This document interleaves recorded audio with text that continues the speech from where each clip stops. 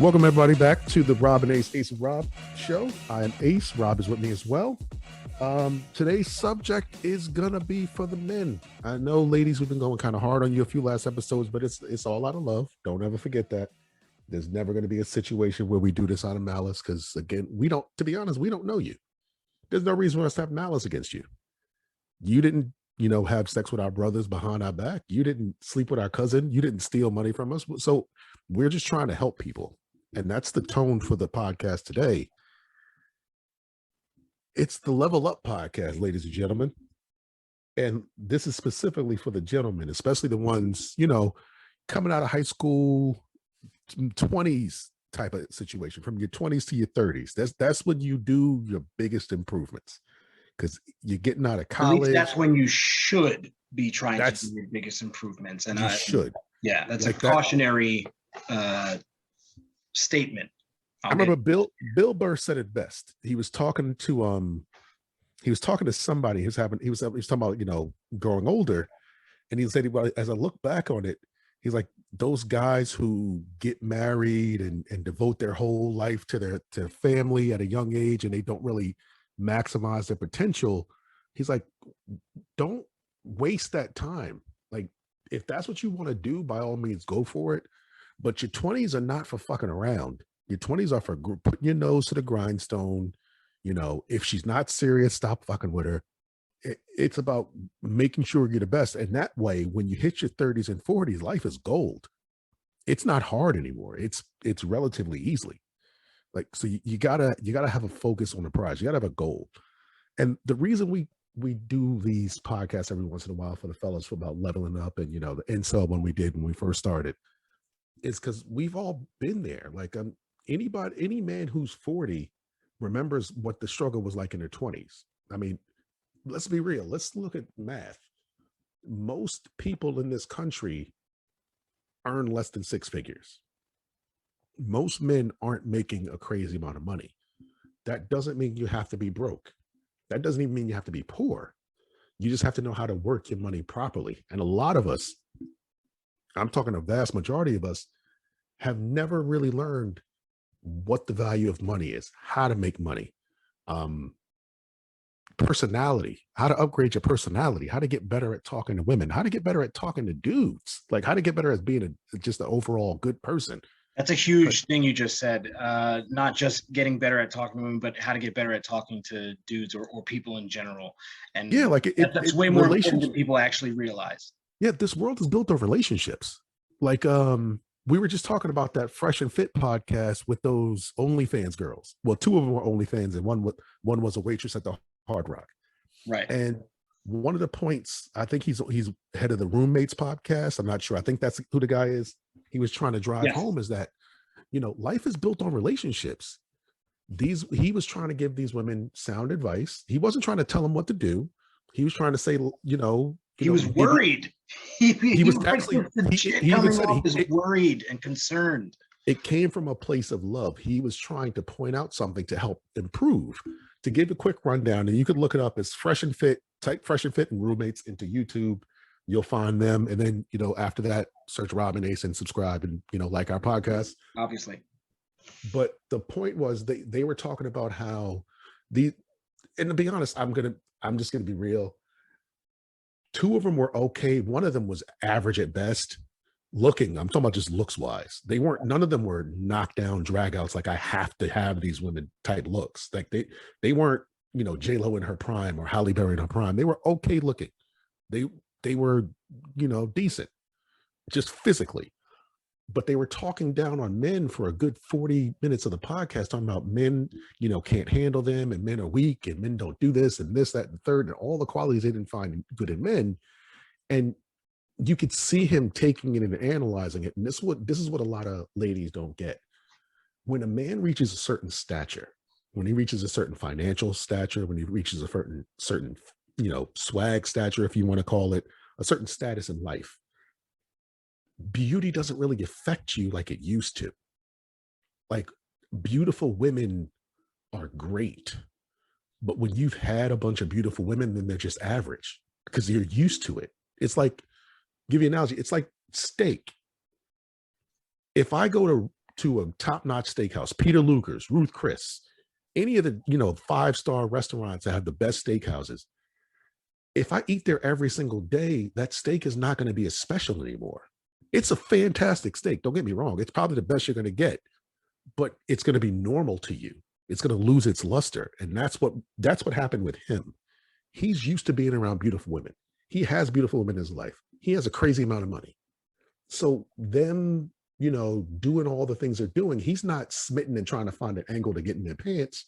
He's actually listening to them intently. And like, he first thing he says is like, well, ladies, you talked about all the things that are wrong with men. What do you think is wrong with you that is making you single? And the first thing they did is, instead of talking about maybe something like any type of self-introspection, they immediately said, well, men don't like that I'm so independent. Like, that's a thing. I don't even know where that thought process works from. Like, no man cares about an independent woman. We're not intimidated by that. That's not a thing. That justifies you being along. It makes you feel better, but it's not real. Men don't think that way. Like, I would go as far as to say, if the average woman builds herself and gets herself to be that independent person, if they could be that without just annoying the shit out of me, I'd be all for it. If they're that without the constant announcement of, it's like vegans. Yes. You don't have to. You don't have to announce CrossFitters every 5 minutes. Yeah, it's like that. It's like anybody who has that annoying hobby. People that are super into astrology because their sign dictates their life. It's that. You can be that. Like, I'm an Aquarius. If you ask me about it, I'm like, I don't know. I was born in February. I don't give a shit. That I'm just an Aquarius. I don't know what that means. It's not my defining trait. Just like if you're an independent man or an independent woman, that shouldn't be your defining trait. You should be your personality is your defining trait. That's what should be. Like, Oprah doesn't walk around saying, I'm Oprah. We do. Michael Jordan doesn't walk around saying, I'm Michael Jordan. We do. LeBron James, Kobe Bryant, Jay-Z, Will Smith, Denzel, they don't put themselves out there as that person. We do that. That's what you have to be. You have to be authentically you. If people want to big you up or knock you down, that's on them. But you got to be authentically you, and you can't go to people saying I'm X, I'm Y, I'm Z, because to be honest, that's a turnoff. If you constantly have to tell me that you're independent, then you're not independent. If you constantly have to tell me that you're in control, you're probably not in control. It's one of my favorite lines from Game of Thrones. It's a little show. I don't know if you ever heard of it. Small show, nothing major. Little network, didn't make that much money, whatever. But the prince king that everybody hated, Joffrey. Yeah. They just finished killing Robb Stark, and it was brought to their attention, and he's happy. He's in his chair. He's beaming like he actually did something. He did nothing, but he's beaming like he won the war. And his grandfather is there just looking with disdain. And what was the small one's name? Tyrion. Tyrion is just hitting them with jabs, verbal jabs left and right, just making them feel like shit, because you're celebrating like you did something. You did nothing. We did everything. We're your war council. We made all the decisions. So he gets Joffrey to the point where he's so mad, and the only thing he can say is, I'm the king. I am the king. You will listen to me. I am the king. And the grandfather just sons him in the easiest way. He says, any man who has to pronounce they are the king is not the king. That's a lesson for life. If you have to announce something about yourself, it's not you. You don't really feel comfortable in it. It's just a fact of life. So back to these women, they brought that up. That was the first thing she said. And he immediately went to, oh, so you're that. So how do you make your money? And then she brought up OnlyFans. And she's like, I'm growing my money tree on OnlyFans. And he broke down the economics of that site, because realistically, it's nothing but cyber sex work. It's a strip club online. That's all it is. And if you know anything about strip clubs, because they've been around forever, there's not a good investment model in that. Majority of women who become strippers don't get wealthy off of it. They don't get rich off of it. They don't even get financially stable off of it. Generally, they either leave and do something else because of one of two things. They get smart and they stop doing it, or the money dries up or they're that 40-year-old who's in the strip club that everybody feels bad for. Those are the only two outcomes, really.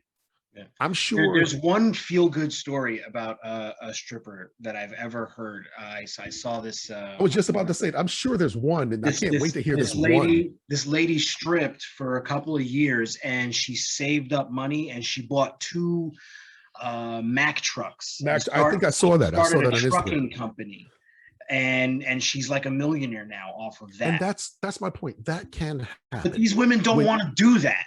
when They we don't. speak on this show, when most people, when any news person speaks on the show, when any statistician speaks on anything, it's generalities. It's the majority.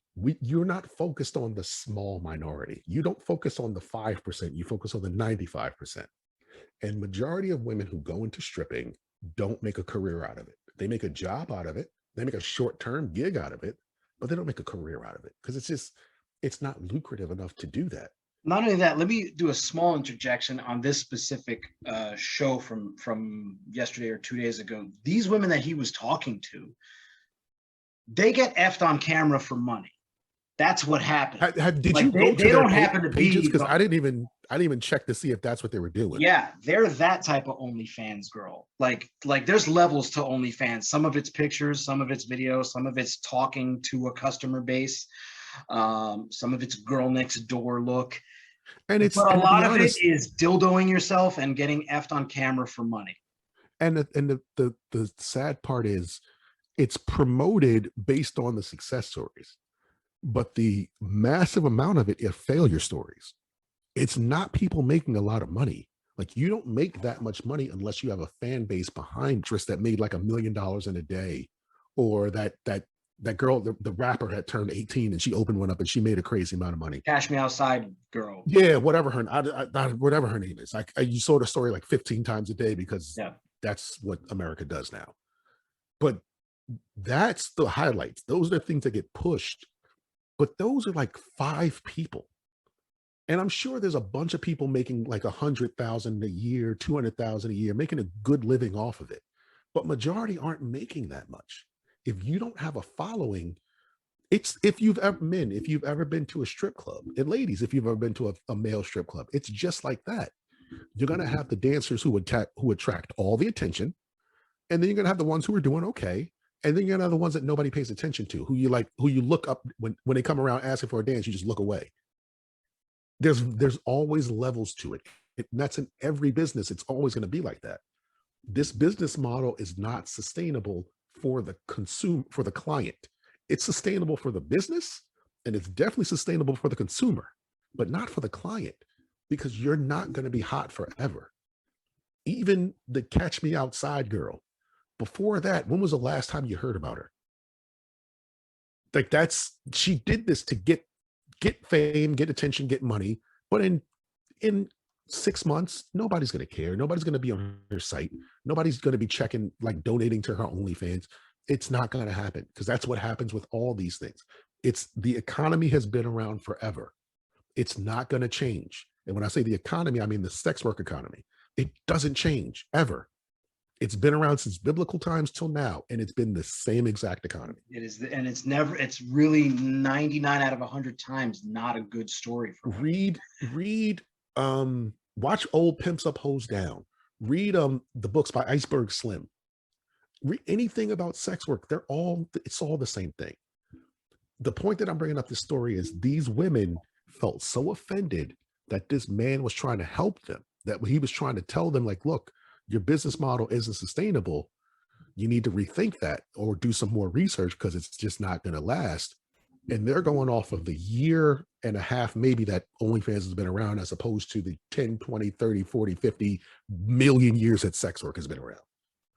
Like, they showed their personality. They rolled their eyes. They talked over. They were rude. They were disrespectful.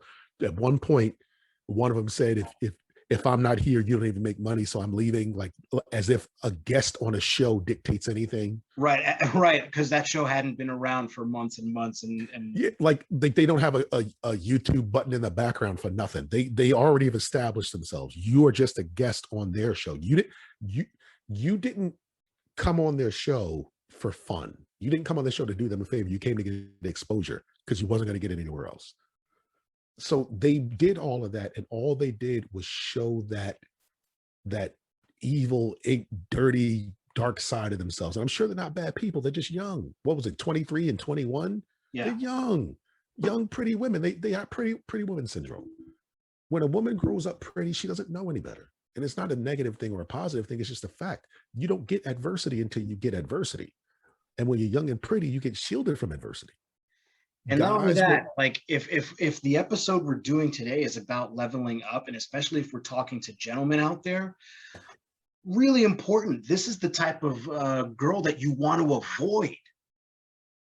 And it's very easy to get caught up at, like, you can meet a girl like that very easily and you will find out too late. I'm not even going to tell them to avoid them. I'm not going to do that because I'm realistic in this. If you're a guy who's dated average looking women and you get a knockout like a smoke show, I said very simply, if you're a guy who is used to dating average looking women and a smoke show comes your way, you're gonna date her. It's just, it's in our nature. You shouldn't, like Rob is saying, you should not do that.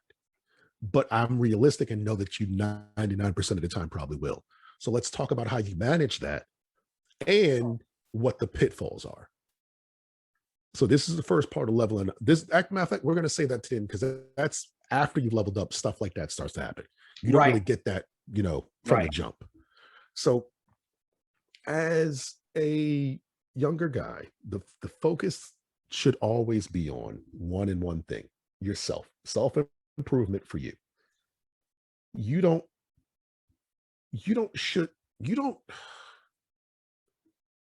become yourself as a man until like 25, 26. Let's be real. You don't really know much. I think even later, but keep going. Some people, yeah, but I'm like, in general terms, like, you don't even start to get a good sense of who you are until then. But what you can do is you can look like, guys, if you're out of shape, get in shape. If you're socially awkward, start learning how to talk to people. Go out to force yourself to go to social functions. And you could start simply by doing an online social function. You don't have to physically go to a place. You can start simply with online social hangouts. You start direct messaging people, start texting, get that verbal back and forth down, and then take it to a club, take it to a bar, get that part better. Right. And I'm going to go into the physical aspect that you yeah, you're better at that than me. As to why, some of the reasons why it's not. For people that know, Rob is in shape. I am A shape. That's excellent. I was not expecting that. That's a soundbite to use in the future.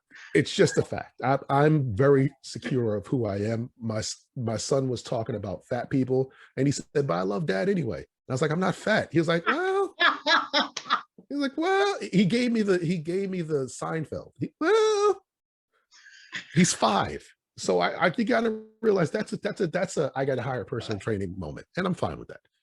My point is this: you have to, at some point, realize that the first. Well, let me give you steps. Hold on. Let me back up. Here's what we're gonna do. We're gonna do steps.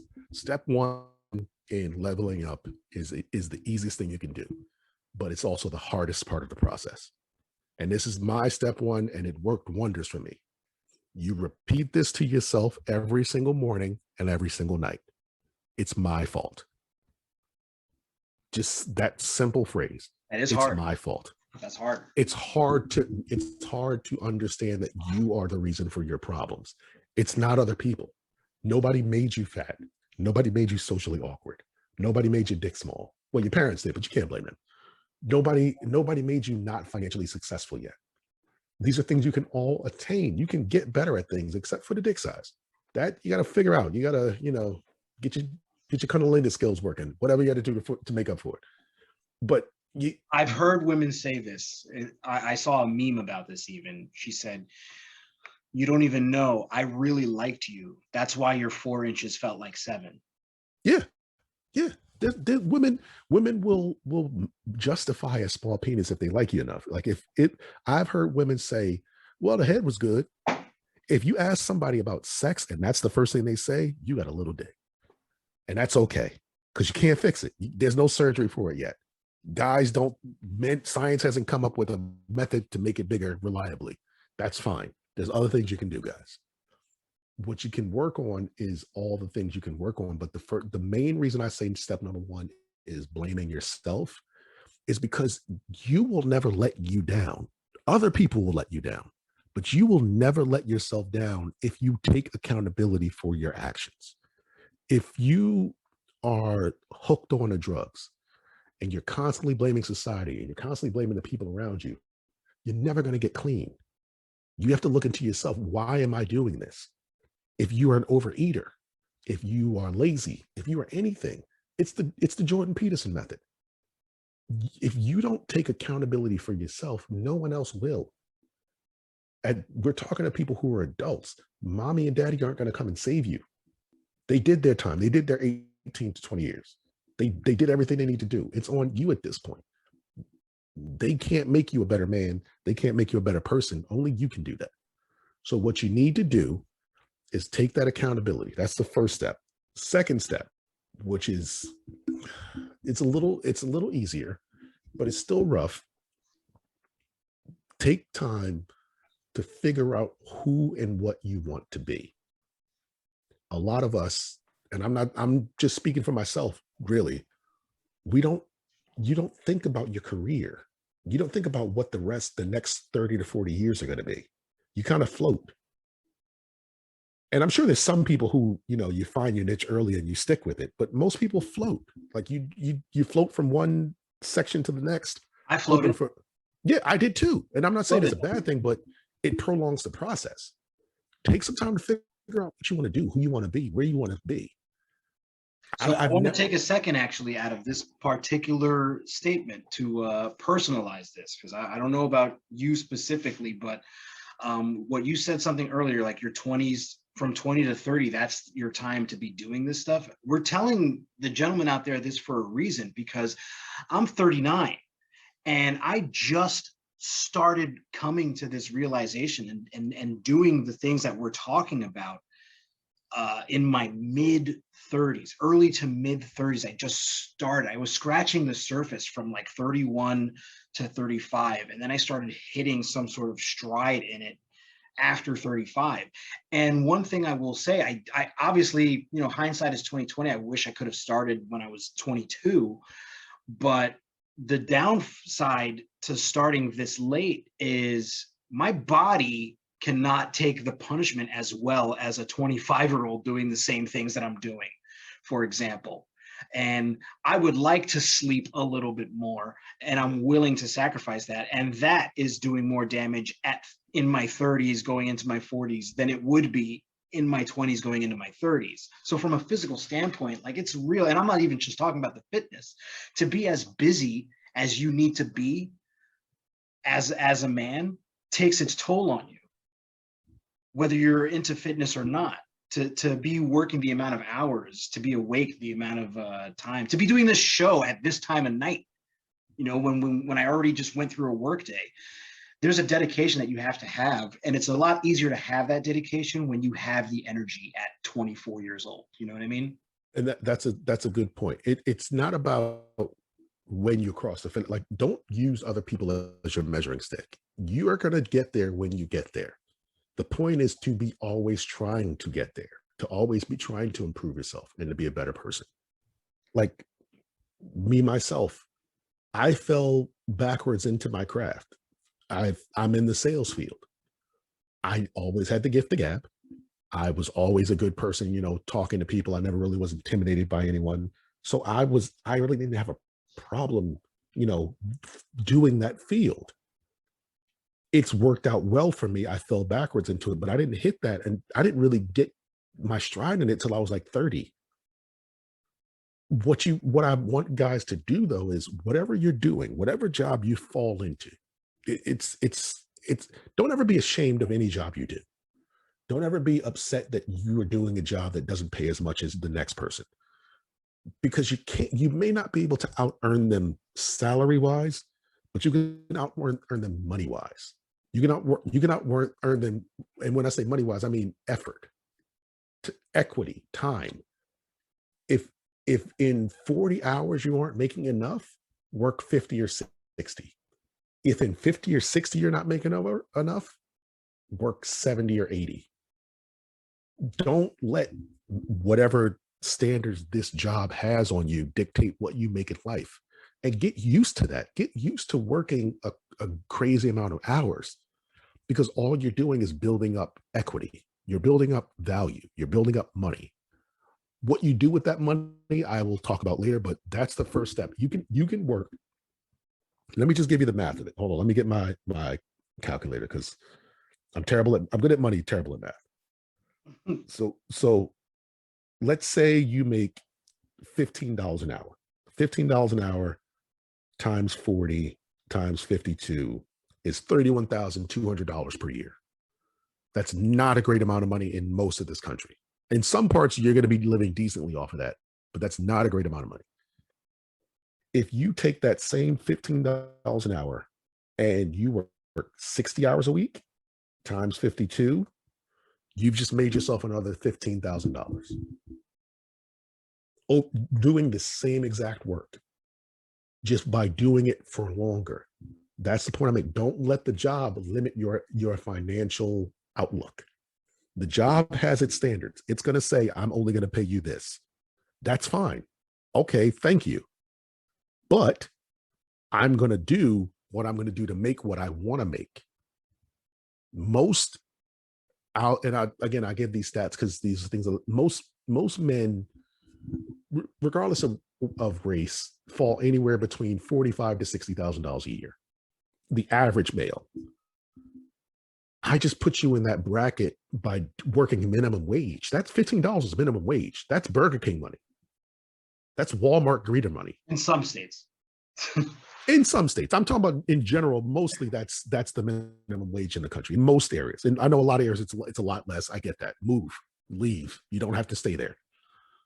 But I'm giving you a lucrative outcome working fries. Most grown men don't work fries or the grill. Most grown men have a job that pays more money than that. So let's give an average income. Let's say on average, and I haven't looked this up, so if you look it up and you find different numbers, good for you. But I'm just going based off of what I've met and what I've encountered in my life, in my 41 years. So let's say you make $22 an hour on average. During a regular work year, that will be $45,760 per year. That's working just your 40 hours per week. Now, let's say you don't want to live a $45,000 lifestyle. You take that same $22 and work 60 hours a week. You've just increased $45,000 to $67,000. Well, I'm sorry, $68,640, which is around $69,000. That's just by working an extra 20 hours a week. How hard is 20 hours a week? Just work one extra day. It's not hard. Every day, if you work, instead of 8 hours, work 10 hours, and then work another day of 10 hours, you've done the work. You still get one day off to play. Is it going to be stressful? Is it going to be, nerve-wracking? Are you going to be tired? Yes. But you know what you're also going to be? Financially stable at some point. You're going to be working your way towards that. You're going to be on your way. And that's what Bill Burr was talking about. You don't make it to where he is. You don't make it to where anyone who's successful is, just falling backwards into it. The most famous comedian alive right now, it's a toss-up. He's either Kevin Hart or it's Dave Chappelle, depending on your age range. You're either falling into one of those two categories. If it's Kevin Hart or Dave Chappelle, the rule still applies. These people were doing comedy for 20 plus years till they hit. They didn't just all of a sudden caught fire and then the public loved them. It didn't happen in 2-3 years. They didn't just start doing clubs and then somebody saw them and now they're a rock star. Like, what was that dumb movie 2 years ago? A Star Is Born. Yeah. That doesn't happen. You don't just get discovered by white Jesus. Yeah, you don't get discovered by gravelly voice McGee, who just happens to be a rock star himself. It doesn't really happen that much. And I'm sure there's a story out there where, Sandra McLaughlin was successful. Yeah, I get it. I understand I'm speaking generalities again. 99.9% of people don't. Destiny's Child didn't happen overnight. They were running that group for a good 5 or 6 years before they got discovered. And even then they weren't they weren't really popping until 3 or 4 years later. And that's why I in the production meeting, that's why I And want. hold on. Let me, before I get to Yeah. that, because I don't want to diss Destiny. I don't want Beyonce coming after me. I apologize, Miss Carter Knowles. I'm We know sorry. they're listening. She's powerful. Even if she ain't listening, she's listening. I'm not trying to down you, but let's point out a simple fact. Rob, how many people were in Destiny's Child? Originally 4 and then 3. And then 2, and then 3 again. They went through like six different women. Not counting Beyonce, it's like 6 different women in it. Out of those 6 women, how many are financially successful, like that we can see? One, Beyonce. It's Beyonce. That's it. Kelly Rowland probably doing okay for herself, but it's not. I read an article like 7-8 years ago. She had to go overseas because nobody in America cared about her music.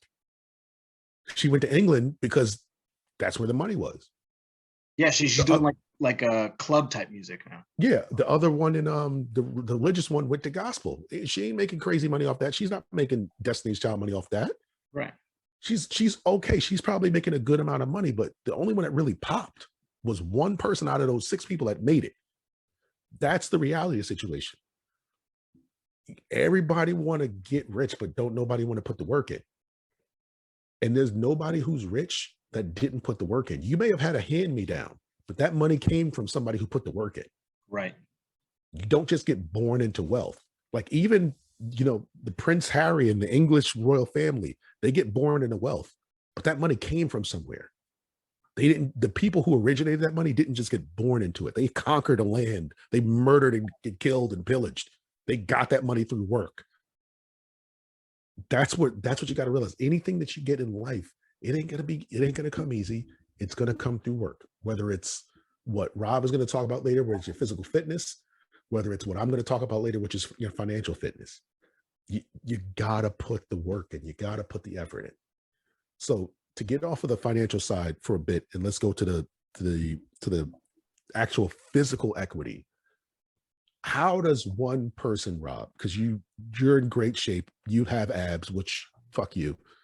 Oh, I haven't had abs in 2 years, but I've seen pictures where you had abs. I don't want to hear it. I don't care. That was the best. I don't care. It makes me so mad thinking about it. That picture's burned into my head because that's like a lion's mane in that picture too. I knew Rob when he had at least a good 150 pounds on me. Now I know Rob, and he is a goddamn fighting machine that I can't argue with face to face because he could pretzel me. That's the reality of men. We have that threat of violence at all times. There's a line I'm never going to cross with Rob because, hey, I like my life. The point that I'm making is this. What do you suggest for these guys who are out of shape, who want to get into shape, who maybe not even like super great abs, checks, pecs popping, crazy traps, but just in shape? What would you discuss? How would you give them a regimen? In terms of that, I would first think about a goal in mind and see where you are in life. For me, it was, man, I ate Popeyes and walked up a flight of stairs, and then I had to sit for 45 minutes. And I was just like, well, I guess that whole doing nothing all the time and playing video games part of my life is over. So for some people, it can get really bad. Like, you remember me, like it got bad. So some people have to bottom out. But I encourage whoever's listening to not wait for it to get to that point. That's one thing. A regimen is pretty simple. You can Google any regimen, just be like 3 days a week workout plan, and you'll find it. But what I encourage you to do is first get a gym membership, and it doesn't have to be an expensive one. Hold on. Can I stop you there? Mm-hmm. Because you're talking like somebody who's already in shape. Remember, these are people who probably don't have the drive or the push yet. Okay. Like, this is what I've learned about people that are in shape. Once you get in shape, it's hard to fall out of shape because you set that routine, you set that standard for yourself. It's like when I'll break it down to even an easier, different analogy. If you're a guy who's only dated supermodels, it's going to be hard for me to imagine that one day you date the soccer mom because you've already established yourself at a certain level. You're used to something. So that's what I've noticed in shape people are. if they're in shape, they're usually either super duper in shape or they're okay in shape. They don't really go back to being fat. Right. So what would you say Like for I've those gained weight, but guys? I've never gotten back to that. No, that's what I mean. You've never gotten back to being fat. You may have gained weight, you may have lost tone, but you're still in shape. You're still somebody who could twist pretzels. And that's why we won't have those arguments in person. My point is, for those people who don't have that push, how do they first even get there? Because I was going to push back on the gym membership thing. I'm talking like, as somebody who needs that, like when I see a sit up, I'm mad because I don't want to do them because I'm 41. Getting in shape at this point is funny. But I would say, yes, get an expensive gym membership, because if it costs you a lot of money, that's one more reason to go. You don't want to waste that, $100 gym membership. Okay. So now I'll waste Planet Fitness $10 all day long. you have a point there. But I will say this, as far as a really expensive gym membership, the only reason those gyms are that expensive are because the people who want to work out there want to work out away from the pores. That is the only reason. So I'm not saying you got to settle for a Planet Fitness, but you can find something that's not as expensive as Equinox, like a New York Sports Club, something like $40 a month. Something that would make you want to go, like something that would make you mad if you wasted that money. Like it's like personal trainer. Yeah, I was gonna say, it's like the Louis C.K. joke where he talked about how for 15 years later he was still paying for the Paris Hilton Sucks tape. Because he was like, it just kept coming. It was like $15 kept coming on my card. I didn't even notice it. I didn't even think about it. I guarantee if it was $15,000, he would have noticed it. That's the point. Like, you don't really act on something until it like, why am I still paying for this? This is way too much. Right. That's what I'm saying. I wouldn't go to a cheap garbage gym. Make that gym money, even if it's a $10 gym, but you pay a $50 personal trainer, make it worth your while to actually have to go. And the thing about a personal trainer is they're one of the big reasons they exist, aside from it helps drive revenue for the gym, but they are better at holding you accountable than you are going to be at holding yourself accountable. 100%, because I will stop doing push-ups when I feel like stop doing push-ups. I will stop doing sit-ups as soon as I feel it hurting one little bit. I'm stopping. But that personal trainer will force you to keep going. If you tell yourself, I'm going to go to the gym at 6:00, Mondays, Wednesdays, and Fridays, and Monday comes along and it's 5:45, and you're like, man, but I really don't feel like going because it's Monday and I'm tired and it's the first day of the week already and work sucked. Your trainer has to call you at 5:30 and be like, where the fuck are you? You know what I mean? Like it goes beyond getting the extra rep.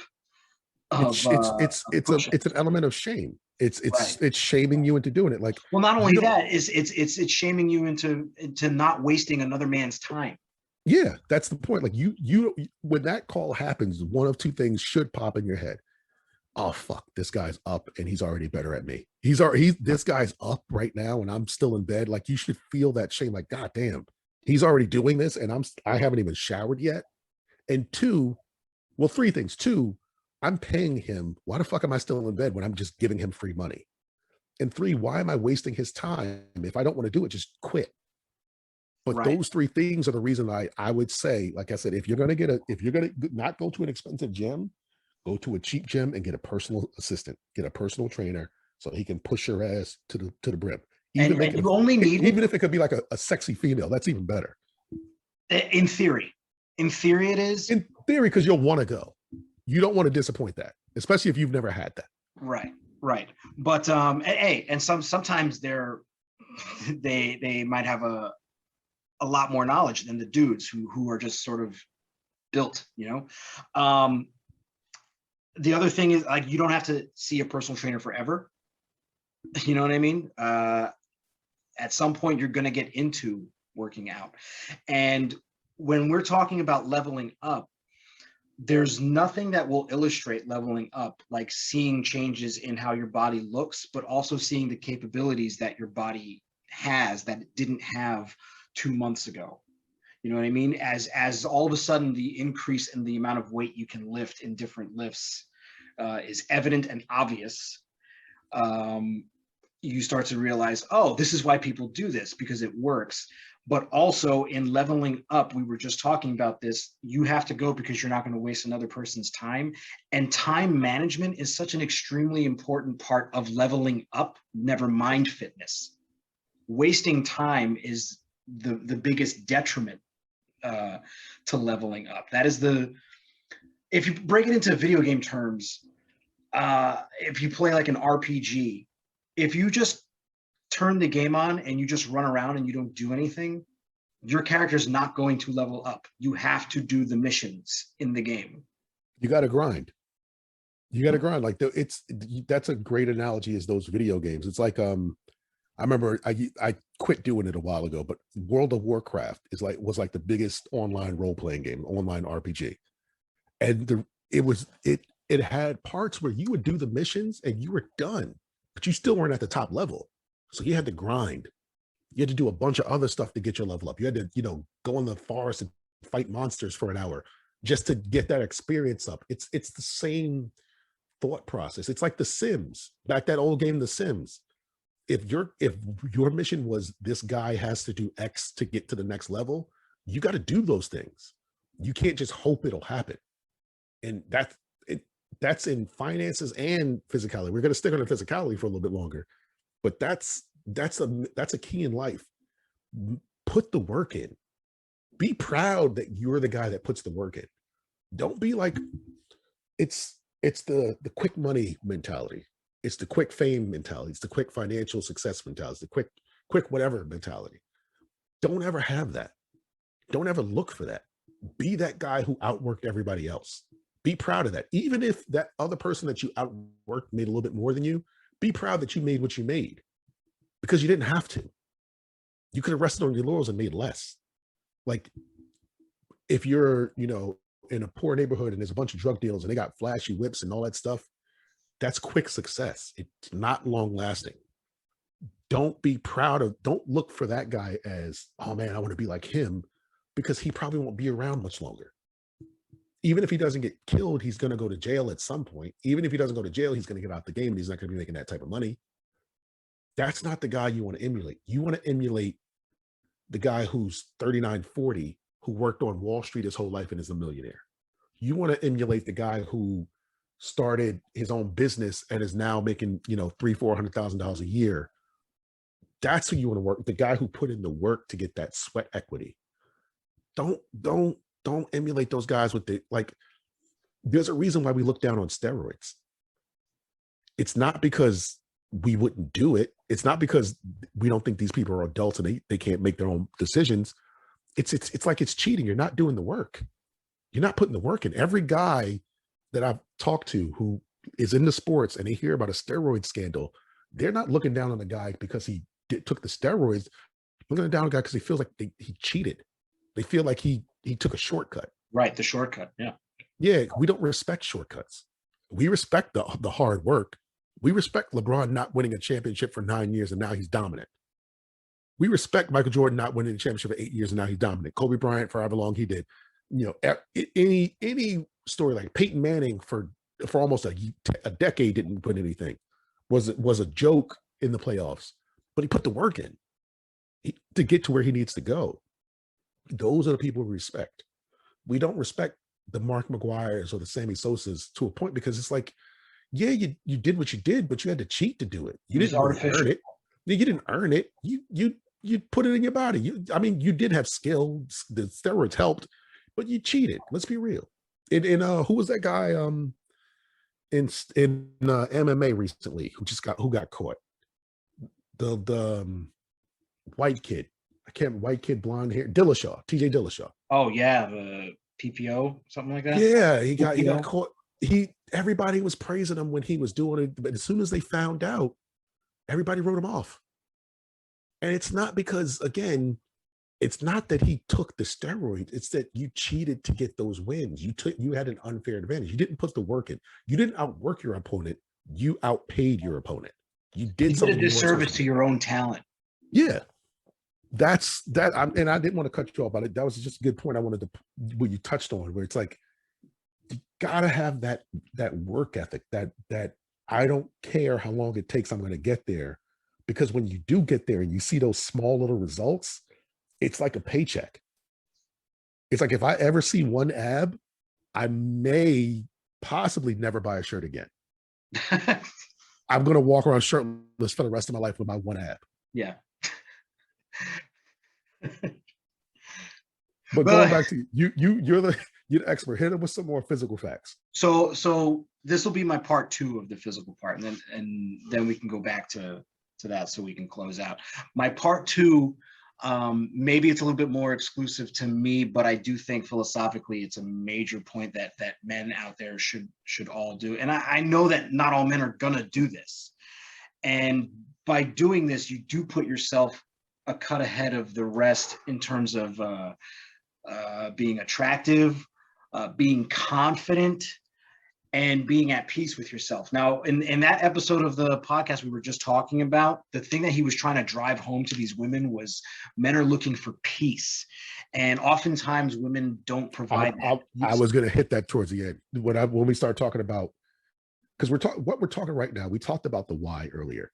Now we're talking about the how, and then we're going to talk about the end results of when you do. Yes. How to maintain it. But that's a key method. I want to talk about that more, but that hit that again. One thing, like I said, we are searching for peace, even though we want to become also masters at war. And one thing I think all men should do is pick up a form of fighting, whether it's boxing, whether it's martial arts, like if you want to do it the traditional way, and don't do Tai Chi, don't go to a Kung Fu school. Like, this isn't 3,000 years ago, and this isn't a movie. All right, that stuff does not work in a practical sense, and you'll find yourself in trouble. You mean to tell me? Hold on. Let me get this straight, because I have to call shenanigans on this one. You mean to tell me that if I hit my karate stance and a guy knows MMA, that I can't, like, freeze in midair and do a flip spinning back kick? That doesn't you mean? So you better practice your Hadoukens hard. I was going to say all those Jet Li movies were fake. You're lying right now. That Donnie Yen and Ip Man, that was real, right? That was like historically accurate. Oh no, you can't beat up 5 people at once. It's not real. Oh my right. God. No, it's not. It's not. But the point I'm trying to make is develop some sort of skill set for fighting, never to get into a fight. It's not so much that you want to be a badass, but you're going to have your days where you're the hammer, and you're going to have your days where you're the nail. And nothing will actually humble you from the inside out better than that. Better than being dominated by somebody.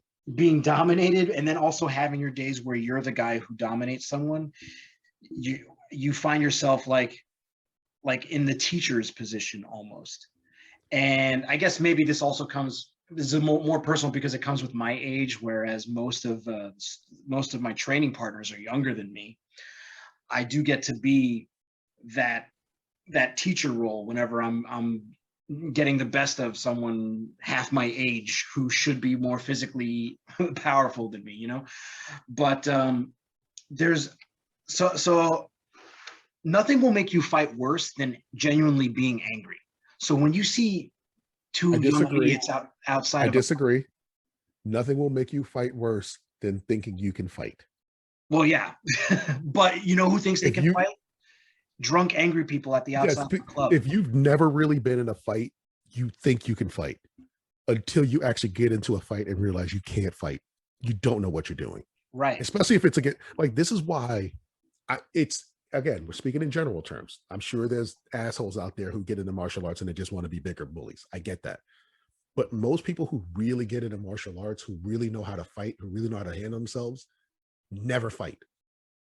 They actually do the opposite. They stop fights from happening. They diffuse.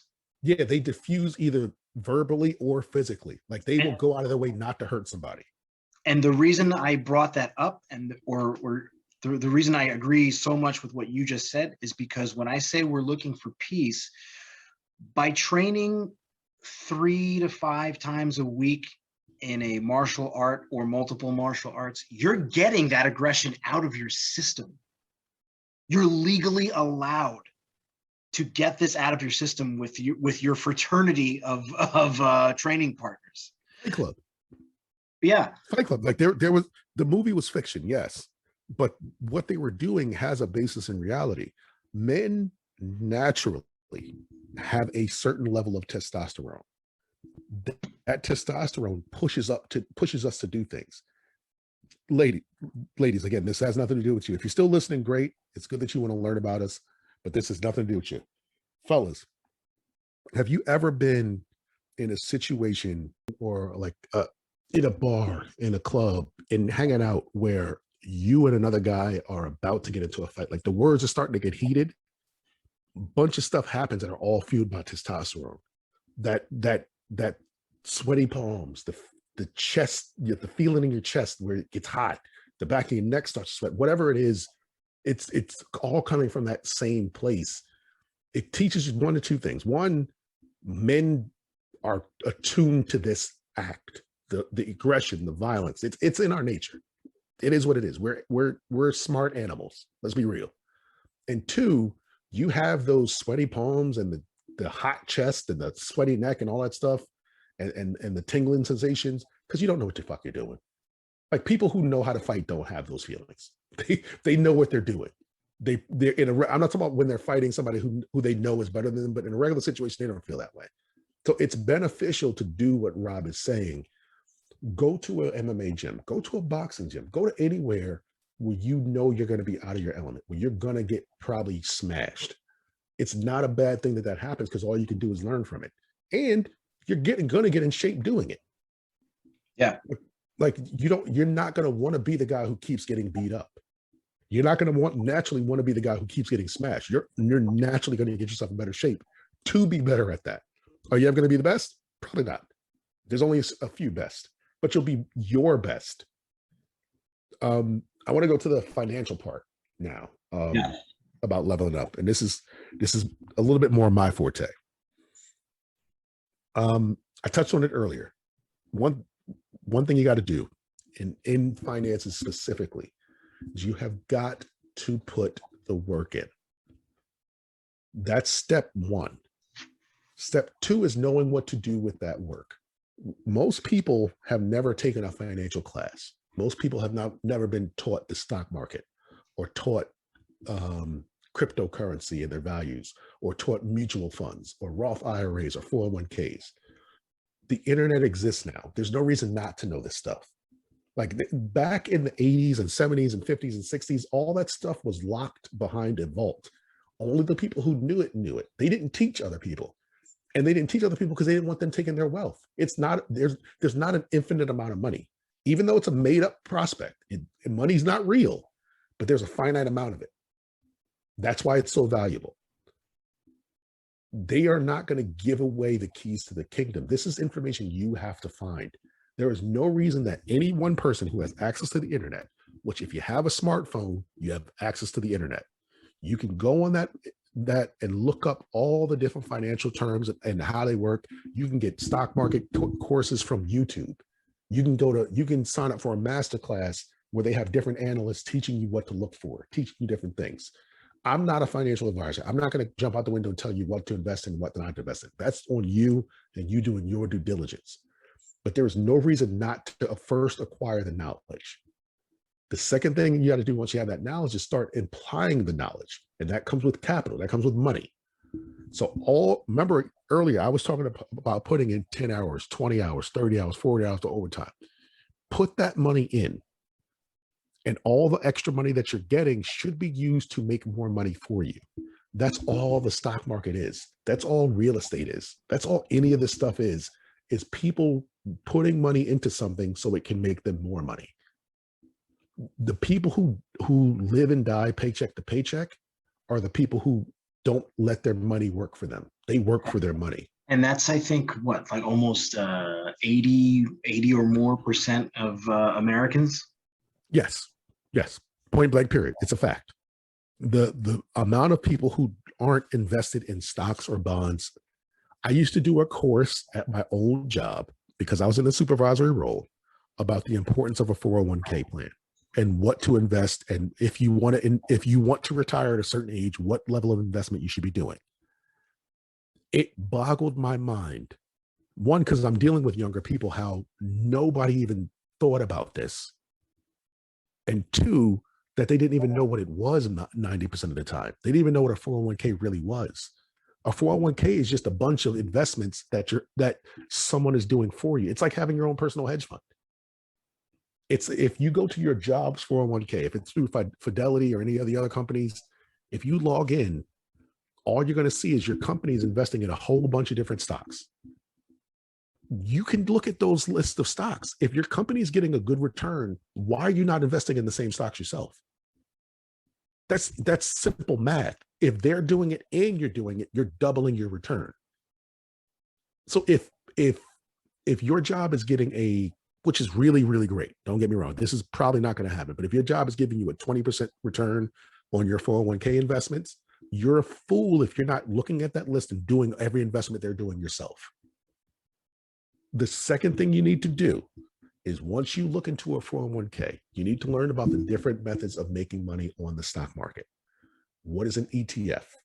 What are the different types of ETFs and what they handle? What is the NASDAQ?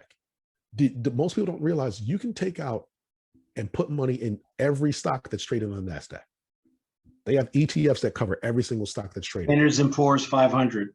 Yes, you can do that. Is it going to be quick money? No, it's going to be a long haul. Those are the safe investments. Those are not GameStop. Those are not, AMC or Dogecoin, which is going crazy right now. That's not what this is. Those are safe investments. Those are going to be there for the long haul.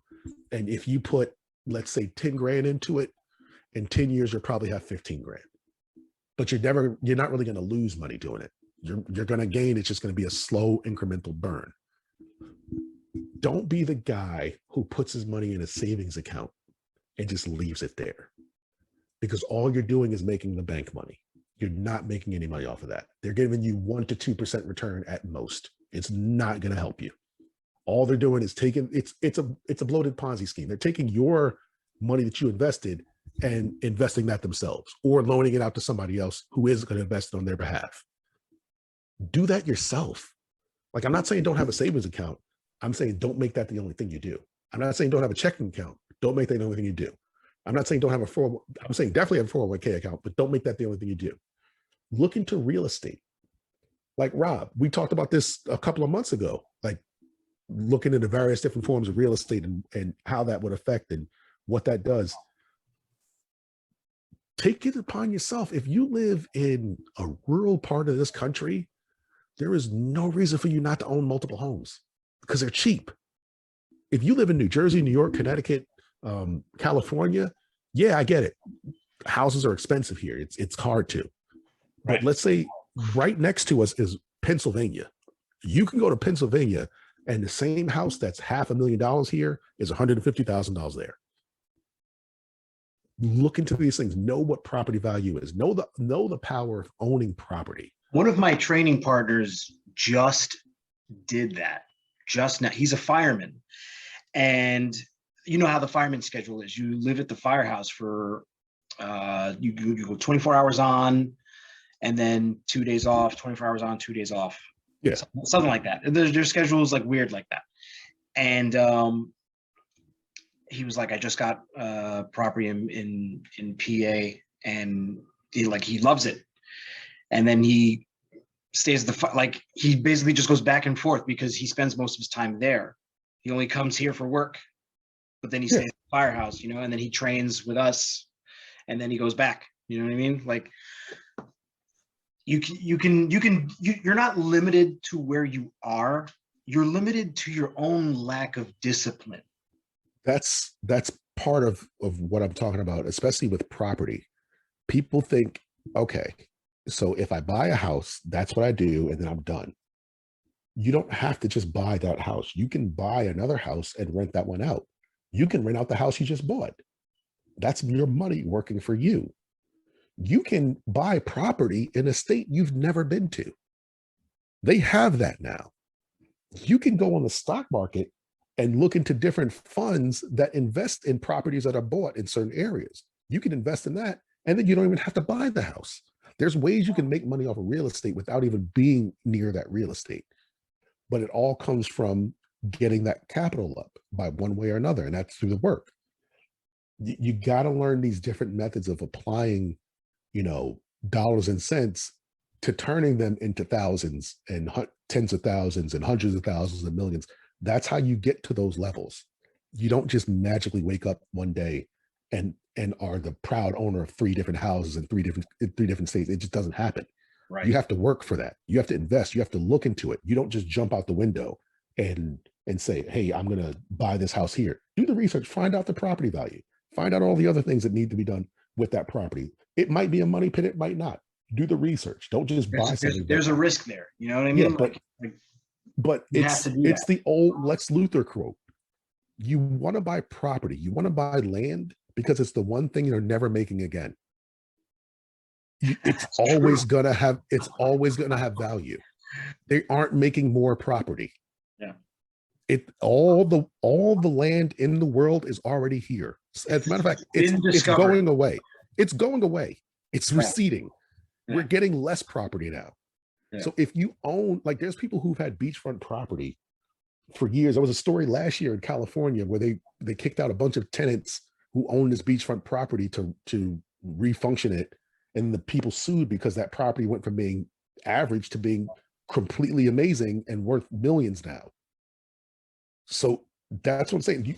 If you have that property, you already have equity. You already have value. Leverage that value into something. You can do this at a young age. I had a agent who was all of maybe 24, 25. He was a prodigy in boxing. He won a couple of tournaments. He wasn't a prodigy where he was going to make it to the pros, but he wasn't going to be an amateur forever. He was still making money doing boxing. He would go to different tournaments. He would put in his time. He would come back with like a black eye.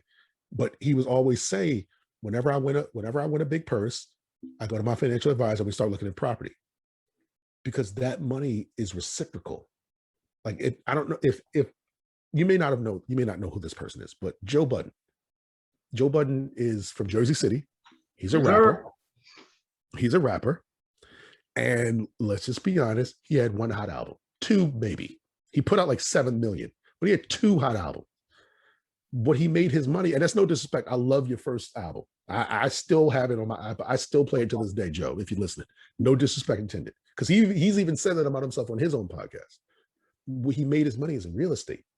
He did the smart thing. He realized rap, music, it's not a lifelong career when you're an artist. It's a lifelong career when you're behind the scenes, but not when you're in front of the camera. There's Jay-Z's first album, I think, was 94, 95. There are no other rappers from 94, 95 still around at his level. Maybe Nas. That's it. Jay-Z don't even really rap no more. And that's the thing. Jay-Z hasn't put out an album in like 2 or 3 years, and he doesn't have to. He's a mogul. He did the same thing Joe Budden did, just on a larger scale. He took that rap money and diversified it. So now if I want to rap, I can, but I don't have to rap. Joe Budden, the same thing. He took his rap money and turned it into property. So now if he wants to rap, he can, but he doesn't have to. He has his podcast. He has his properties. Same thing with DJ Envy, who's on the Hot 97 of the Breakfast Club. He does the same thing. Does he have to still DJ? Does he have to still do the Breakfast Club? No, because he has all his property value. Though it's something that there's no gatekeepers for that. There's nobody saying you can't do this. Wall Street can seem daunting. I'm going to be honest. Getting into Wall Street, getting all the information, being that guy who, it can be very overwhelming. Yes, being that guy, which we were just talking about this earlier, where you put money in. You're like, that's why these guys do cocaine. Yeah, and to be honest, it's because they're so stressed out. I don't blame them. It's the only way they can catch up. It's one of the most stressful jobs in the world. Like, I get cops, you get shot at. That's great. Have you ever lost $10,000 in 5 minutes? That's what they have to deal with. So it's hard being a financial person, being in the stock market and investing, let's say, $1,000 into a stock. And then 3 hours later, you realize you just lost $300 in 3 hours. And having the wherewithal to say, you know what, that's good, that's okay. And leaving it because you know it'll come back around eventually. Not everybody can do that, but everybody can invest in a 401k. Everybody can open up a Roth IRA at their bank. Everybody can invest in property. There's no gatekeepers. Everybody can buy a house. You just have to have the money to do that. The last thing I want to focus on as far as the financial side is the adult report card.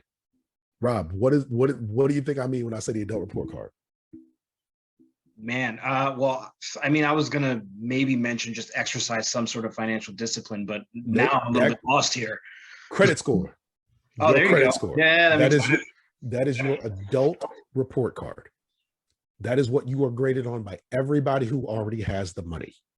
The people who already have the money, when they go to look at you to see if they want to help you, if they want to build a relationship with you, they're going to look at your report card, just like you are as a parent when you look at your kid's report card, which is like when you were younger and your parents looked at you. Now, when you had Fs, you didn't bring that report card home. You hid it. You tried to alter it. You tried to turn that F into an A, the awkward looking A. You did everything you could to hide it because you know you're not supposed to have that report card. Why does this A look so much like blocks? Yeah, why does this A look like an 8?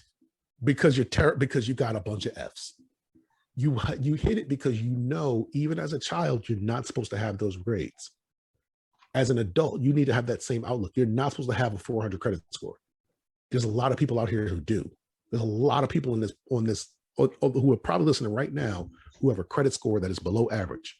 You're not supposed to. You're supposed to have a credit score that is good or great.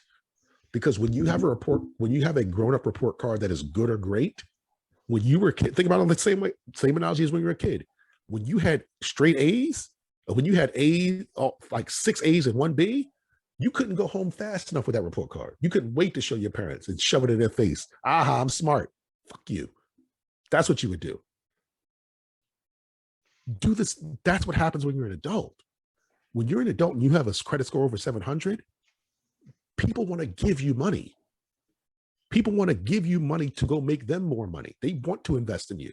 They want, like, if you have, I remember there was a group that I listened to because I'm always trying to find different ways to make money. And it was a husband and wife team. And all they did was they bought franchises. They invested in franchises. And franchises, I mean, like, Popeyes, McDonald's, Blimpies, Burger King. They would just, Dairy Queen, they would buy a bunch of franchises. They were called the Franchise Kings. And they had like 400 or 500 different franchises under their belt. And they started talking about how they started. And the way they started was like, the first thing we had to do was we had to fix our credit. Because we had to get a loan for our first franchise. We didn't just have the capital. So the first thing we did was we got our credit to above 720. And when we realized at 690, they didn't give us any work. At 720, they couldn't wait to give us any money. They couldn't wait to hand us a check. Because that's what these companies grade you on. Are you financially stable? Do you make smart business decisions? Do you value your own fiscal responsibilities? Because if you do that, companies will think, okay, that correlates to, they will take that and extrapolate that into their business. You're not going to get a small business loan with a 500 credit score, not without a heavy amount of collateral on the line. And you don't want to do that. You don't want to risk your house. You don't want to risk your car or your parents' house or anything. You don't want to put people in that bind. Do it yourself. If your credit's bad, there's a lot of ways to fix it. If you have the time, if you have the ability, pull your credit report from Equifax, TransUnion, Experian, the 3 major credit bureaus. Go through all the negatives and contact those companies and fix them. That will raise your credit score by at least 100 points just doing that. Or hire a professional, which is what I suggest. And the reason I suggest that is I don't know how to do my own taxes that well. As an analogy, if you're an adult, you've paid taxes before. I don't understand them enough to do them properly. I can do them. I'm not stupid. I can go to, one of those Quicken websites or one of those programs online where they let you sign up and you can do your taxes through them. I can do hnrblock.com and fill it out myself. I can do that, but I'm not going to get nearly what I'm supposed to get. No, go to an accountant. When you go to an accountant, they're going to tell you things that you didn't even know you could write off. Like this podcast we're doing right now is a tax write-off. The fact that I have home-based internet and I'm using it for personal use is a tax write-off. I'm sorry, for business use is a tax write-off. There's so many things that you don't know that are a tax write-off that the professional will know. So if you have the money to do so, hire a credit professional to repair your credit. It's amazing the things they will do. And you will notice that your credit score will jump up 200 to 300 points in no time. They may tell you to file bankruptcy. If they tell you that, do it. They may tell you to do all these things that you didn't think of, do them. Because as soon as you get that credit score to where you need to be, the doors open. If you commute to work, every mile can possibly be. It depends. Possibly depending. Yeah, possibly. It depends on your work. If it's sales, definitely. If it's outside contracting, definitely. If it's for your own business, definitely you can write that off. But there's some places it just doesn't apply, like fast food. If you have a standard W-2, you can't really do anything unless you're transporting things to and from work. Exactly. So that's the main thing we want to focus on. We're going to cut it short because we're going to do these, every, 4 or 5 episodes. I was going to suggest that even before we got on. I was like, this should maybe just be a part 1 of almost a series of these. Yeah, and that's what I'm saying. Like we're gonna do these periodically for women and for men. Like women, it's gonna be tougher because we're not women. So we may have things we can suggest that we would look for, but we're mostly going to focus these on guys. So for Rob, no disrespect, it's just we don't want to give you bad information. Yeah, I'm going to be the first person to know I'm okay being ignorant in some things, because if I acknowledge I'm ignorant, I'm open to learn about it. I'm fine if you point out my ignorance in a subject, because that's just a way for me to learn about it now. So going forward, like I said, every 4 or 5, 6 episodes, every once in a while, we'll do a level up podcast. We'll go into more things, bigger detail, things like that. But for now, we're going to wrap this up. I'm Ace, this is Rob. It's always been a pleasure. Like we always say, like, subscribe to the channel. If you like what we're doing, again, as this expands, as this grows, we're going to bring up different things, doing video chats, doing calls, doing, personalized sessions for people who want to, get more advice, but on a one-on-one level, not on a call-in level. So we'll open those things up, Patreon, all that good stuff. But for now, just do your due diligence, like, subscribe, leave a comment on the page, whatever you got to do. We're going to hit y'all next time. Enjoy the rest of your weeks, and we will talk to you then. Take it easy, everybody.